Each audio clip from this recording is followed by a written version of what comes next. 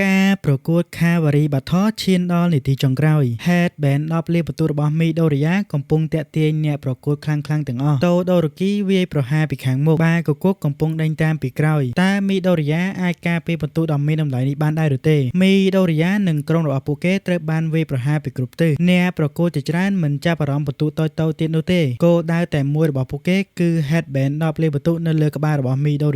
Midoriya ដឹងថាបើធ្វើខុសតែមួយផ្លេតក្រុមរបស់ពួកគេនឹងធ្លាក់ចេញភ្លាមៗ ដូច្នោះ Uraraka ប្រើថាមពលរបស់នាងជួយឲ្យក្រុមមានចលនារហ័សជាងមុន Choji ប្រើដៃជាច្រើនរបស់គេការពារមិត្តរួមក្រុម ចំណែកឯ Toyogami ប្រើ Dark Shadow ដើម្បីទប់ស្កាត់គូប្រជែង ក្រុមទាំងមូលធ្វើការជាមួយគ្នាយ៉ាងល្អឥតខ្ចោះ Todoroki មិនបានបោះបង់ឡើយ គេប្រើទឹកកកដ៏ធំសម្បើមដើម្បីបិទផ្លូវគេចខ្លួនរបស់ Midoriya សិស្សជាច្រើនត្រូវបានជាប់ក្នុងទឹកកករបស់គេ Todoroki បង្ហាញថាគេគឺជាបេក្ខជនដែលខ្លាំងបំផុតនៅក្នុងព្រឹត្តិការណ៍នេះ ចំណែក Bakugou វិញក៏បន្តដេញតាម Midoriya ដូចជាមនុស្សឆ្កួតក្នុងសង្គ្រាម គេមិនចង់ឲ្យ Todoroki ឬ Midoriya ឈ្នះឡើយ Bakugou ប្រើការផ្ទុះរបស់ខ្លួនដើម្បីហោះទៅលើអាកាស និងវាយប្រហារគ្រប់អ្នកដែលរារាំងផ្លូវ Midoriya ដឹងថាមិនអាចប្រឈមមុខជាមួយ Todoroki និង Bakugou ក្នុងពេលតែមួយបាននោះទេ ដូច្នោះគេសម្រេចចិត្តលេងការពាររហូតដល់អស់ពេលវេលា គេប្រើការវិភាគនិងការសម្របសម្រួលជាមួយមិត្តរួមក្រុម ដើម្បីគេចពីការវាយប្រហារទាំងអស់ ការប្រកួតនៅសល់តែប្រមាណនាទីប៉ុណ្ណោះ Todoroki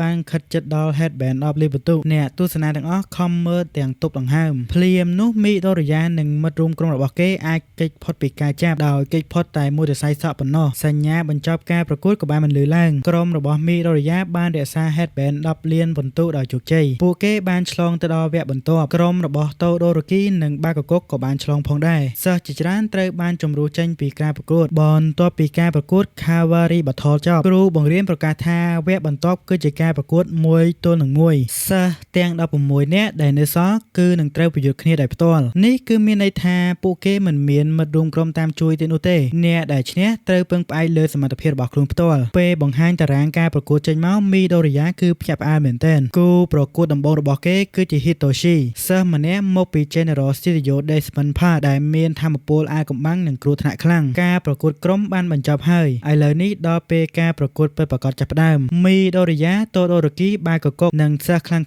ទាំងអស់នឹងត្រូវប្រយុទ្ធគ្នាមួយទល់នឹងមួយដើម្បីដណ្ដើមជ័យជំនះ ការប្រកួតមួយទល់នឹងមួយបានចាប់ផ្ដើមហើយ គូប្រកួតដំបូងរបស់ Midoriya គឺជា Hitoshi សិស្សមកពី General Study ដែលមនុស្សជាច្រើនមិនសូវចាប់អារម្មណ៍ ប៉ុន្តែ Midoriya មិនដឹងទេថាគូប្រកួតម្នាក់នេះមានថាមពលដ៏គ្រោះថ្នាក់បំផុតក្នុងសាលា UA មុនការប្រកួតចាប់ផ្ដើម Hitoshi ប្រាប់ Midoriya ថាគេតែងតែត្រូវមនុស្សមើលរំលង មនុស្សជាច្រើនតែងតែគិតថាថាមពលរបស់គេមិនសមធ្វើជាវីរបុរសឡើយ ដោយសារតែហេតុផលនេះគេមិនបានចូលថ្នាក់ Hero Cup ដូចជា Midoriya នោះទេ Sport Festival គឺជាឱកាសតែមួយគត់ដើម្បីបង្ហាញសមត្ថភាពរបស់គេ សញ្ញាក៏បានចាប់ផ្ដើមបន្លឺឡើង Hitoshi មិនប្រញាប់វាយប្រហារឡើយ ផ្ទុយទៅវិញគេចាប់ផ្ដើមនិយាយជាមួយ Midoriya គេបាននិយាយថា Midoriya មានសំណាងដែលបានចូល Hero Cup ទាំងដែលខ្លួន Midoriya មិនស័ក្តិសមនៅទីនោះឡើយ Midoriya មិនអាចទប់ចិត្តបាន គេឆ្លើយតបតនឹងសម្ដីរបស់ Hitoshi ភ្លាមៗ ហើយនោះគឺជាកំហុសដ៏ធំរបស់ Midoriya ភ្លាមនោះ Midoriya ឈប់ធ្វើចលនាភ្នែករបស់គេប្រែជាស្រអាប់ Midoriya ពេលនេះត្រូវបានគ្រប់គ្រងហើយ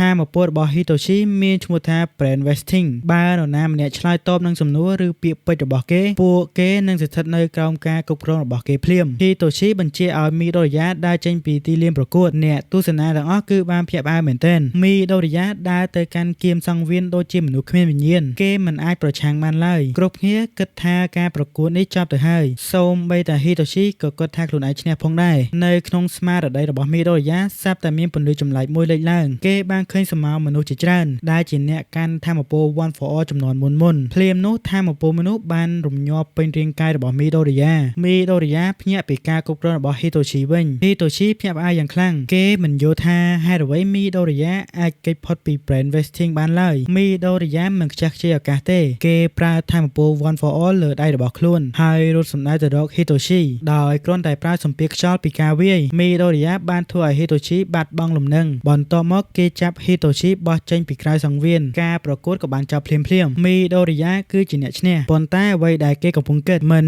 មែនជាជ័យជំនះនោះទេ វាគឺជាស្រមោលអាថ៌កំបាំងដែលគេបានឃើញក្នុង One for All តើពួកគេគឺជានរណា ហេតុអ្វីបានជាពួកគេបានជួយ Midoriya ទោះបីជាចាញ់ក៏ដោយ Hitoshi បានធ្វើឲ្យមនុស្សជាច្រើនចាប់អារម្មណ៍ សូម្បីតែគ្រូបង្រៀន និងវគ្គបរិយាជីពក៏ចាប់ផ្ដើមមើលការសក្តានុពលរបស់គេដែរមីដូរីយ៉ាបានឆ្លងទៅវគ្គបន្ទាប់ប៉ុន្តែគូប្រកួតបន្ទាប់របស់គេគឺជាមនុស្សដែលខ្លាំងជាងហ៊ីតូស៊ីច្រើនដងហើយម្នាក់នោះគឺជាសូតូតូដូរ៉ូគីនេះឯងសិស្សដ៏អស្ចារ្យដែលមានថាមពលតកនិងកំពុងត្រូវបានគេចាត់ទុកជាបេក្ខជនឈ្នះព្រឹត្តិការណ៍ទាំងមូលបន្ទាប់ពីឈ្នះហ៊ីតូស៊ីបានដោយជោគជ័យមីដូរីយ៉ាបានឈានដល់វគ្គ8នាក់ចុងក្រោយប៉ុន្តែលើកនេះគូប្រកួតរបស់គេមិនមែនជាសិស្សធម្មតាទៀតនោះទេម្នាក់នោះគឺជាតូដូរ៉ូគីសិស្សដែលមានមនុស្សជាច្រើនជឿថាគេខ្លាំងជាងគេនៅ UA ប៉ុន្តែមុនការប្រកួតចាប់ផ្ដើមតូដូរ៉ូគីបានបង្ហាញអារម្មណ៍អាថ៌កំបាំងមួយដែលគ្មាននរណាដឹងពីមុនឡើយមុនដល់វេនរបស់មីដូរីយ៉ាការប្រកួតជាច្រើនបានកើតឡើងថែនយ៉ាលីដាយកឈ្នះការប្រកួតរបស់គេដោយល្បឿនដ៏អស្ចារ្យតូយ៉ូហ្គាមីក៏បង្ហាញ Dark Shadow ជាថាមពលដ៏គ្រោះថ្នាក់ផងដែរអ្នកទស្សនាកាន់តែរំភើបខណៈការប្រកួតឈានទៅដល់រូបគូធំ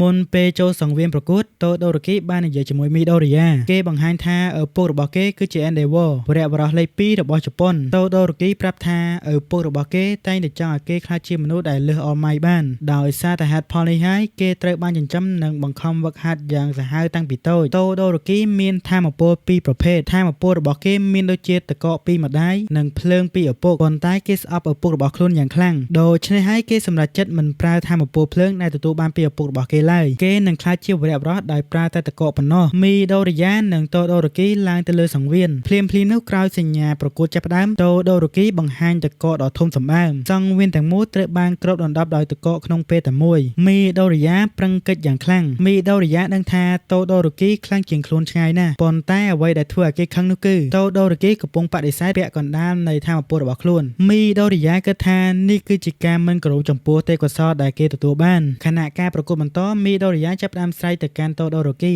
មីដូរីយ៉ាបានស្រែកថាថាមពលនោះជារបស់អ្នកវាមិនមែនជាថាមពលរបស់ឪពុកអ្នកនោះទេពាក្យទាំងនេះហើយបានធ្វើឲ្យប៉ះពាល់ដល់ផ្លូវចិត្តរបស់តូដូរ៉ូគីយ៉ាងខ្លាំងតូដូរ៉ូគីក៏បាននឹកឃើញអតីតកាលរបស់ខ្លួនគេនឹកឃើញការបង្ខំរបស់ឪពុករបស់គេនិងការឈឺចាប់របស់ម្ដាយរបស់គេនិងស្នាមរបួសនៅលើផ្ទៃមុខដែលគេកាន់តែពិបាកបំភ្លេចអារម្មណ៍ទាំងអស់នេះបានត្រឡប់មកវិញក្នុងពេលតែមួយតូដូរ៉ូគីឈរនៅកណ្ដាលសង្វៀនដោយអារម្មណ៍ច្របូកច្របល់មីដូរីយ៉ាបន្តជំរុញឲ្យគេទទួលស្គាល់ថាមពលពិតរបស់ខ្លួនការប្រកួតរវាងមីដូរីយ៉ានិងតូដូរ៉ូគីបានឈានដល់ចំណុចកំពូលមីដូរីយ៉ាកំពុងប្រឈមមុខនឹងសិស្សដែលខ្លាំងជាងគេម្នាក់នៅក្នុងសាលា UA ប៉ុន្តែគោលដៅរបស់គេមិនមែនជាគ្រាន់តែការឈ្នះនោះទេគេចង់ជួយតូដូរ៉ូគីឲ្យផុតពីអតីតកាលដ៏ឈឺចាប់របស់ខ្លួនបន្ទាប់ពីឮពាក្យរបស់មីដូរីយ៉ាតូដូរ៉ូគីចាប់ផ្ដើមរំជួលចិត្តគេដឹងថាមីដូរីយ៉ានិយាយត្រូវប៉ុន្តែការស្អប់ឪពុករបស់ខ្លួនជាច្រើនឆ្នាំមិនមែនជារឿងងាយស្រួលក្នុងការបោះបង់នោះឡើយដើម្បីប្រឆាំងនឹងតកកដ៏ធំសម្បើមមីដូរីយ៉ាត្រូវប្រើថាមពល One for All ជាបន្តបន្ទាប់គេប្រើម្រាមដៃមួយបន្ទាប់មកគេប្រើម្រាមដៃមួយទៀតដើម្បីបង្កើតរលកខ្យល់បំបីតកកម្រាមដៃរបស់មីដូរីយ៉ាចាប់ផ្ដើមបាក់ម្ដងមួយប៉ុន្តែ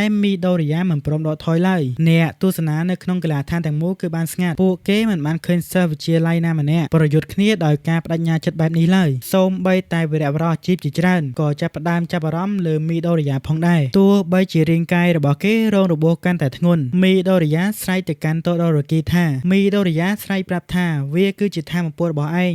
ឈប់កុហកពីខ្លួនឯងទៀតទៅពាក្យទាំងនេះបានធ្វើឲ្យប៉ះពាល់ដល់បេះដូងតូដូរ៉ូគីដោយផ្ទាល់នៅក្នុងចិត្តរបស់តូដូរ៉ូគីគេនឹកឃើញម្ដាយរបស់ខ្លួនគេនឹកឃើញការឈឺចាប់ទាំងអស់ដែលបានកើតឡើងប៉ុន្តែគេក៏ចាប់ផ្ដើមយល់ថាការមិនទទួលស្គាល់ថាមពលរបស់ខ្លួនមិនមែនជាវិធីយកឈ្នះអតីតកាលនោះទេភ្លាមនោះរឿងមិននឹកស្មានក៏បានកើតឡើងអណ្ដាតភ្លើងបានផ្ទុះឡើងពីផ្នែកខាងឆ្វេងរាងកាយរបស់គេអ្នកទស្សនាទាំងអស់គឺបានភ្ញាក់ផ្អើលសូម្បីតែ Endeavor ដែលកំពុងអង្គុយមើលក៏បានភ្ញាក់ផ្អើលផងដែរនេះគឺជាលើកដំបូងនៅ UA Sport Festival តូដូរ៉ូគីបានប្រើថាមពលភ្លើងរបស់ខ្លួនមីដូរីយ៉ាដឹងថានេះគឺជាឱកាសចុងក្រោយរបស់គេប្រម៉ូទថាមពល One for All ទាំងអស់ចូលទៅក្នុងដៃចំណែកតូដូរ៉ូគីក៏បញ្ចេញទាំងតកកនិងភ្លើងក្នុងពេលតែមួយありがとう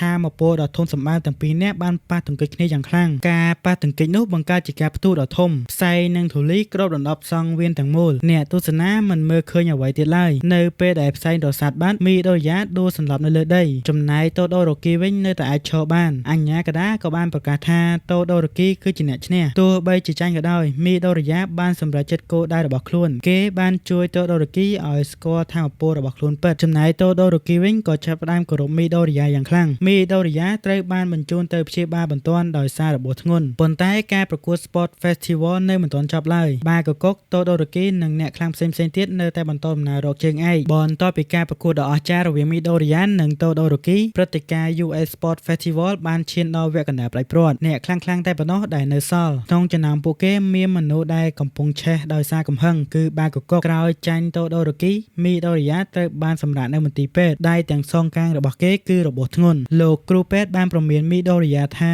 បើគេនៅប្រើថាមពល One for All ដោយបំផ្លាញរាងកាយគេបែបនេះគេអាចបាត់បង់សមត្ថភាពប្រើដៃជារៀងរហូតពាក្យទាំងនេះហើយធ្វើឲ្យមីដូរីយ៉ាចាប់ផ្ដើមគិតយ៉ាងខ្លាំងពីរបៀបប្រើថាមពល One for All របស់ខ្លួនការប្រកួតវគ្គកណ្ដាលផ្ដាច់ព្រាត់លើកដំបូងក៏ចាប់ផ្ដើមតូយ៉ូហ្គាមីប្រឈមគ្នាជាមួយនឹងតូដូរ៉ូគីDark Shadow របស់តូយ៉ូហ្គាមីខ្លាំងណាស់ប៉ុន្តែតូដូរ៉ូគីប្រើថាមពលតកដ៏ធន់សម្បើមគ្របដណ្ដប់សំវៀងតែមូលតូកូយ៉ាមីមិនអាចប្រឆាំងបានឡើយហើយត្រូវចាញ់យ៉ាងឆាប់រហ័សតូដូរ៉ូគីឆ្លងទៅកាន់វគ្គផ្ដាច់ព្រាត់ការប្រកួតបន្ទាប់គឺជា Tenya Lida និងបាកកុក Lida ប្រើបច្ចេកទេសថ្មីរបស់គេដែលបង្កើនល្បឿនយ៉ាងខ្លាំងក្នុងរយៈពេលដ៏ខ្លីគេព្យាយាមបញ្ចប់ការប្រកួតក្នុងការវាយតែម្ដងទោះបី Lida លឿនប៉ុណ្ណាបាកកុកក៏អាចអានចលនារបស់គេបានដែរបាកកុកប្រើការផ្ទុះពីដៃរបស់គេនិងបានផ្លាស់ទីទៅលើអាកាសនិងគេចវេះពីការវាយប្រហារបន្ទាប់មកគេប្រើការវាយបកវិញយ៉ាងសាហាវក្រោយប្រកួតដ៏ខ្លាំងក្លាមួយនេះប៉ុន្តែបាកកុកជាអ្នកឈ្នះទៅវិញបាកកុកបានយកឈ្នះ Lida អ្នកទស្សនាជាច្រើនបានភ្ញាក់ផ្អើលព្រោះបាកកុកមិនត្រឹមតែមានកម្លាំងខ្លាំងប៉ុណ្ណោះនោះទេ